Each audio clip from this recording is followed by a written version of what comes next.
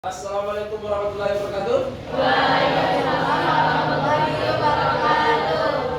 Bagaimana kabarnya hari ini? Alhamdulillah. Sehat? Sehat. Oke, alhamdulillah. Terima kasih. Seperti biasa, sebelum kita mulai pembelajaran, kita berdoa dulu. Ketua kelas, pimpin doa. Persiapan. Berdoa dimulai.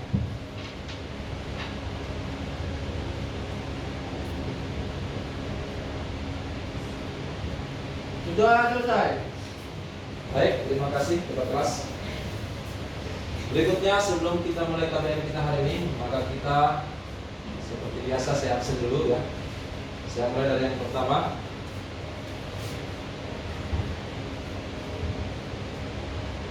Siapa ini sekarang? Gak apa-apa, nanti dikat itu potong. Daripada diulang, kan nanti sering potong kan? Iya, Pak. Yang pertama kita mulai Adinda Dwi Ayunda. Hadir, Pak. Yang kedua Alika. Hadir, Pak. Tiga Alvino. Keempat Anjeni. Hadir, Pak. Kelima Azara. Keenam Asrin. Hadir Pak. Cahaya. Dahlia. Hadir, Pak. Dea. Hadir, Pak. Farah. Hadir, Pak. Fajar. Gali. Hadir Pak. Heri. Ibnu. Hadir Pak. Kaina. Hadir, Pak. Mahoni. Hadir, Pak. Miftahul. Muhammad Dafa. Hadir Pak. Hobi. Hadir. Raisa. Hadir Pak. Amalia. Hadir, Pak. Nabila Putri. Pak. Nasfisa. Hadir, Pak. Najwa. Hadir, Pak. Nur. Nuraini. Hadir, Pak. Regina. Hadir, Pak. Sabrina. Safina. Hadir, Pak. Safa. Sasa. Hadir, Pak. Sudiro. Tommy. Hadir Pak. Tria. Hadir, Pak. Ungu. Hadir, Pak. Dan terakhir Saza. Baik, kita lanjut ke materi pembahasan kita hari ini. Jadi hari ini kita akan belajar tentang kecerdasan artifisial dan coding. Nah, hari ini saya akan mengangkat materi tentang rekayasa prompt untuk kreasi konten. Nah, karena ini sudah jam siang, sepertinya Anda ini sudah kurang fokus. Kita sedikit menguatkan fokusnya dulu. Kita breaking dulu. Semua siap? Siap. Oke. Kalau saya katakan pagi, berarti tepuknya berapa kali? Satu. Kalau saya bilang siang, kalau sore, tiga. Berarti kalau saya katakan siang, sore, siang, berarti 1, 3, 1. Tepukannya, begitu kan? Ah, pos. Ya, jadi kalau saya katakan pagi, tepuk tangannya 1 kali. Kalau saya katakan siang, tepuk tangannya 2 Kali. Kalau saya katakan sore, maka tepuk tangannya 3 Kali. Berarti kalau saya katakan pagi, pagi, sore, berarti Satu, tiga. oke, kita tes dulu. Sore, sore, pagi, sore. Tidak fokus. Obi tidak fokus. Kita ulangi. Pagi, sore, pagi. Oke, terima kasih semuanya. Baik, langsung kita mulai ke dalam materi. Ini adalah materi yang saya katakan tadi, rekayasa prompt untuk kreasi konten. Jadi sekarang ini tidak mengenal umur ya, baik anak-anak, orang dewasa, remaja, hampir semua suka belajar konten, ya, menggunakan kecerdasan artifisial, ya, dari salah satu program coding. Nah, di sini prompt itu untuk memberikan input atau perintah kepada AI supaya memberikan hasil yang maksimal yang dibutuhkan, ya, dari seorang konten.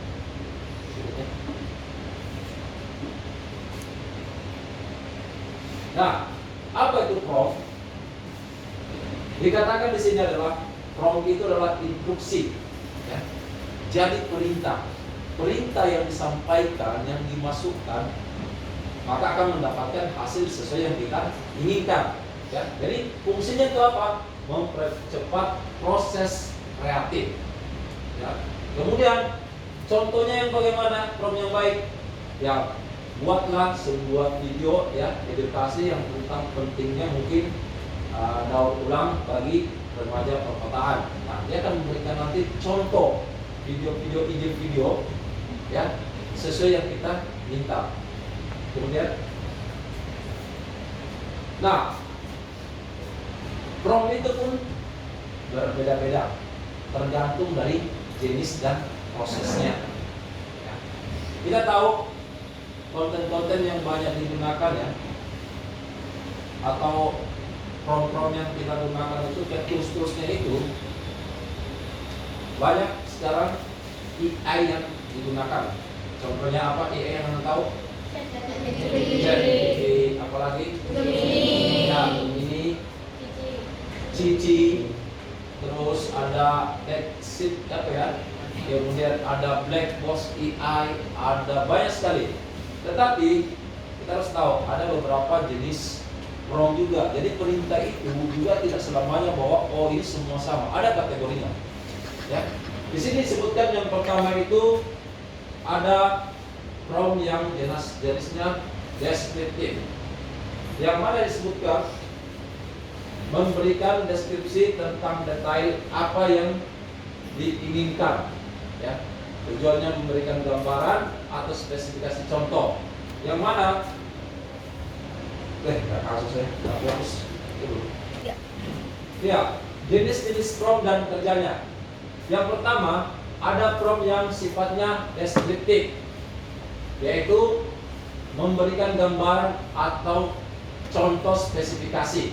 Contohnya, contoh promptnya ya, buatlah cerita pendek tentang seekor kucing yang tinggal di kota futuristik dengan lampu neon. Maksudnya gimana? Kita memberikan sebuah prompt itu sangat detail, ya. Deskriptifnya, kau minta kucing yang tinggal di kota dengan futuristik, berarti kotanya itu bukan lagi kota masa zaman dulu, tapi zaman akan datang, canggih.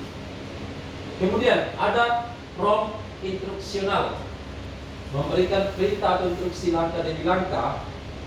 Ya, tujuannya meminta AI melakukan tugas yang spesifik. Nah, biasanya prompt ini untuk anak sekolah nih. Contohnya, bukan anak sekolah aja sih. Ya, mungkin orang-orang, ya pokoknya yang santai lah. Tuliskan 5 tips efektif untuk ujian matematika. Ya, jadi mungkin yang kesusahan belajar matematik bisa diminta tipsnya sama AI dengan promptnya yang lebih instruksional. Kemudian ada prompt yang sifatnya bertanya, ya. Kita bertanya untuk mendapatkan jawaban. Contohnya, apa perbedaan deep learning dan machine learning? Ya, kita bertanya. Sama kalau Anda bertanya mungkin ke dalam AI, apa perbedaan makanan kontinental dengan makanan apa? Indonesia. Dia akan menjelaskan. Kemudian tips membuat prompt yang efektif. Ya, bagaimana membuat prompt itu supaya lebih efektif. Nah, sambil kita belajar, coba dibuka prompt AI-nya. Oke, ada yang bisa, Anda boleh menggunakan ChatGPT, boleh menggunakan Gemini, boleh menggunakan AI. Yang pertama dikatakan, buatlah prompt yang efektif, ya. Gunakan bahasa yang jelas. Hindari menggunakan instruksi yang ambigu. Yang mana yang ambigu? Contoh gini, Anda ketik ke dalam, tuliskan, gambarkan. Aduh, pusing apa ya? Apa ya, Bu? Nah, contoh perintah yang ambigu yang mungkin AI sendiri pusing ya. Ketika tuliskan ciri-ciri hewan. Kira-kira AI menjawab apa ya kira-kira? pasti bingung, ya kan? Nah, kenapa saya katakan dia tidak akan bisa memberikan secara detail? Karena dia juga bingung. Anda ini minta ciri-ciri hewan apa? Kan nggak jelas kan? Itu pertanyaan yang kurang spesifik. Tapi coba Anda masukkan ke dalam pertanyaannya yang lebih spesifik seperti ini. Tuliskan ciri-ciri ular.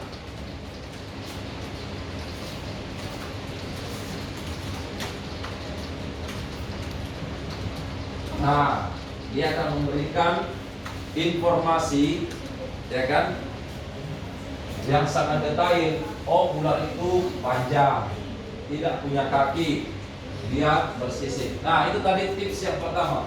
Yang kedua, sertakan konteks. Ya, maksudnya gimana? Berikan latar belakang atau tujuan penggunaan konten. Kemudian tips yang ketiga, tambahkan format output yang diinginkan. Ya, jadi tentukan apakah hasil yang kita minta itu bentuknya tabel, gambar, nama, teks atau poin-poin yang lain. Contohnya, kalau Anda tanya ular, mungkin kalau ciri-cirinya dalam bentuk teks ya. Tapi mungkin Anda bisa juga memintanya lebih spesifik yang outputnya seperti ini. Gambarkan atau buatkan saya gambar ular yang sedang melata di atas pohon. Nah, coba mungkin bisa dicoba. Gambarkan ular yang sedang melata di atas pohon.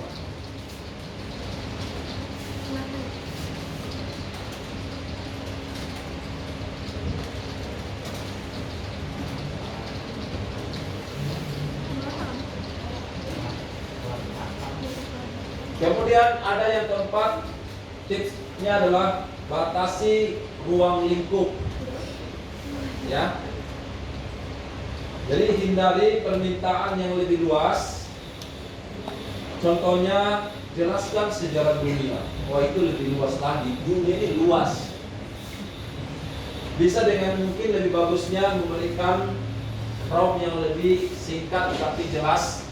Buatkan atau tuliskan sejarah kemerdekaan Indonesia tahun 1945. Nah, dia akan bisa memberikan Anda lebih literasinya lebih bagus dan jelasnya ruang lingkupnya lebih kecil. Kemudian, nah, berikutnya, apa manfaat prompt? Yang pertama itu adalah efisiensi waktu, ya. Kenapa dikatakan efisiensi waktu? Kita tinggal membuat tulisan perintahnya, kalimatnya yang lebih spesifik, yang lebih jelas, maka AI yang akan menghasilkan konten yang Anda inginkan. Ya, seperti contoh-contoh yang sudah kita lakukan, ya, Anda tinggal mengetik prompt-nya, maka dalam hitungan detik AI akan memberikan apa? Kontennya. Ya, sudah kelihatan keluar semua gambar ularnya? Sudah. Kemudian, yang kedua, memperluas ide. AI dapat memberikan perspektif atau konsep yang mungkin tidak terpikirkan sebelumnya. Ya. Kemudian, meningkatkan kualitas konten. Ya, dengan prompt yang jelas, maka hasil AI lebih relevan dan terstruktur. Nah, kemudian apa prinsip dasar dari prompt yang sehat? Yang pertama, apa yang pertama depan? Ya, augmentasi skill. Artinya kecerdasan artifisial untuk memperluas, bukan menggantikan kemampuan manusia. Jadi perlu diingat, AI ini hanya sebagai asisten manusia, bukan manusia apa? Tunduk atau mengutamakan AI segala-galanya. Kedua, mempertahankan kendali. Jadi pengguna kecerdasan artifisial yang efektif tidak hanya terletak pada kemampuan teknis membuat prompt, tetapi juga kesadaran dalam memegang kendali atau proses berpikir. Jadi tetap kita yang mengendalikan perintah-perintahnya ya. Walaupun sepintar-pintarnya AI sekarang ini, tetap manusia yang lebih pintar. Dan yang terakhir, membangun pola pikir berkembang. Ya. Jadi jangan sampai hanya pendekatan pasif, ya, hanya mengejar hasil instan, tapi jadikanlah kecerdasan artifisial dari mesin pembuat menjadi mitra pengembang diri. Jadi jadikan ini AI ini sebagai teman untuk berkreasi, ya, bukan kayak saya katakan dia segala-galanya, tidak, tetapi saling bekerja sama, saling, karena AI ini semakin banyak masukan maka dia juga semakin pintar. Jadi dia dijadikan mitra untuk diri kita. Berikutnya. Nah, ini adalah contoh-contoh tools yang populer untuk kreasi konten yang sudah kalian sebutkan tadi. Ada ChatGPT, ada Narrator AI, ada Canva AI, ada Copilot, ada DeepSeek, ada Cici, ada banyak sekali yang tergantung kebutuhan kita. Nah, kita akan praktek menggunakan prompt yang mungkin sedikit agak panjang, detail, ya, untuk deskripsi teks menjadi sebuah gambar. Silakan diketikkan yang di depan. Sambil kita menunggu hasil dari konten prompt yang kita masukkan. Next. Nah, ini adalah contoh dari prompt tadi yang saya buat, ya. Oke, silakan ditulis. Oke, gimana, sudah dituliskan semua promptnya? Sudah kelihatan gambarnya? Sudah, Pak. Nah, saya sudah mencoba. Kita lihat juga tampilannya dari prompt yang saya buat. Nah, mungkin mirip-mirip seperti ini ya. Ini, Pak. Karena kita agak panjang promptnya, jadi kontennya mungkin agak detail ya. Dikatakan seorang perempuan memandang di dalam ruang waktu, ya. Sudah semua dapat? Oke. Nah, kita kepada kesimpulan. Jadi kesimpulan yang kita bisa ambil dari menggunakan prompt untuk kreasi konten di tools AI, ya. Yang pertama, mempercepat, ya, sangat cepat proses dan produksi konten. Yang kedua, memperkaya, ya. Apa yang diperkaya? Kualitas dan relevansi konten, ya. Yang ketiga, mendorong. Apa yang didorong?